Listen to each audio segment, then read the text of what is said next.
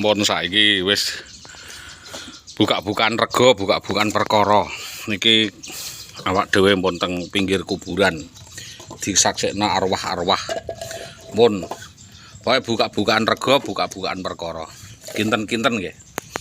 Kinten-kinten umpama sampeyan ngalami perkara kados kula niku carane nanggapi perkara kados pundi lah ngoten. Jadi poine kuwi wis intine digudak-gudak utang krana janji ape nyaur utang ternyata ra kuat bayar utang. Wis niku mawon. Dadi wis buka-bukaan rego, buka-bukaan perkara. Wis buka jas, buka iket blangkon wis. Dibuka biak. Piye ben jelas lakone. Ora usah molak-malik kata, menghindar, gawe ukara, gawe alasan. Itu hanya politik saja. Itu munafik. Intine sampean niku nek ancene gendak Indah, ancek bertanggung jawab terhadap Indah, mulai hitung-hitungan. Biaya lamaran kae entekno. Hitung. Biaya lamaran mulai mas-masan sembarang dengah niku jenengan hitung. Iki resmi lho, Pak. Sampean ra main-main. Terus utange sama Saroji 95 juta, niku jenengan hitung. 85 juta sama Pak Yoto. Ya sama Pak Yoto 85 juta. Anom Suyoto. Terus sama JB 65 juta. Sama Sadio, bakul sapi lek Sadio 85 juta. Sama uang dana desa 152 juta. Ya. Dan sama-sama lainnya itu udah banyak sekali. Ada yang 95 sama Pak Lurah, ya, atas konsorsium keluargane Mbak Mi, Mbak Suci dan lain sebagainya. Itu intinya kan Saudari Indah itu ingin melepaskan diri dari tanggung jawab atas utang yang menjerat lehernya itu, lalu melempar jeratan itu ke leher saya. Jadi di dalam hal utang piutang itu siapa yang menikmati? Yang dia menikmati dia kok. Yang nanggung saya, terus dia mengatakan saya itu cuma pengalian isu, pengalian kasus. Ono KDRT gatel, dia sendiri yang bikin perkara kok. Dia yang mancing perkara, bikin perkara. Ya merekayasa perkara sehingga terjadi perkara. Neng intine iku ya ono duit kuwi, Pak. Bambang Permadi lah ya ono duit. Dia pengen memanfaatkan Indah itu untuk ATM. Jadi Indah itu didemeni sudah belasan tahun, ya puluhan tahun, ya untuk pemuas seksual. Ijeh digrogoti. Sing Indah dhewe ya kopoken. Ngapusi keluarga Magelang, ngapusi keluarga Karanggayam. Uang 400 juta diutangke ke Bambang Bongrek, Bambang Permadi, Bambang Buntung itu. Oh, uang banyak sekali dikasihkan ke Bambang, dijanjikan nanti kalau naik pangkat akan dikawin, dinikah. Gitu ada uang dikasihkan kok. Hente asetku. Padahal uang itu adalah tabungan bersama, nanti dipakai untuk buat rumah, untuk masa depan anak. Begitu loh, Pak.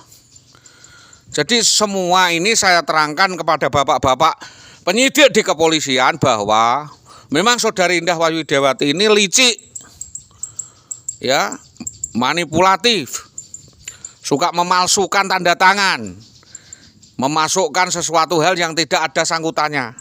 Dan targetnya jelas kematian saya. Dia merekayasa kasus supaya saya kena perkara, nanti saya dipentungi orang. Kenyataannya saya jadi korban gue pentung-pentungan gara-gara cocok dia kok. Gitu loh. Jadi gara-gara dia itu ngoceh ke sana kemari, itu saya yang mau disembelih orang. Bukan saya. Saya menyampaikan ini untuk keamanan saya. Sebagai jejak digital bahwa Saudara Indah Wayu-Widiawati itu bajingan, celeng, aso. Kan begitu, bukan pencemaran nama baik. Kenyataannya begitu, perbuatannya seperti orang hutan kok. Perbuatannya itu seperti tidak ada hukum saja, seperti hukum rimba. Tinggal kepolisian saja. Kepolisian tahu sejak Pak Ari Sulistiawan, Pak Ali, Pak Mujahid, ya, Pak Agung Setiabudi Utomo tahu. Yang rekayasa kasus ini adalah Indah sendiri itu. Di belakangnya ada konsorsiumnya, ada mafianya, ada pergerakannya. Maka dari ini saya benar-benar memohon kasus ini diungkap, kasus ini diusut tuntas. Siapa-siapa saja yang punya jejak digital dengan saudari Indah Wahyudiawati diusut tuntas. Mulai dari Jatmiko, Hardi, ya, Tahan Sunarti, Nyamin, bahkan Pak Suwarno juga sebagai kepala dinas di Winong juga ditanyai, kok merekomendasi orang bermasalah kayak begini ini terus asal usulnya piye gitu loh Pak.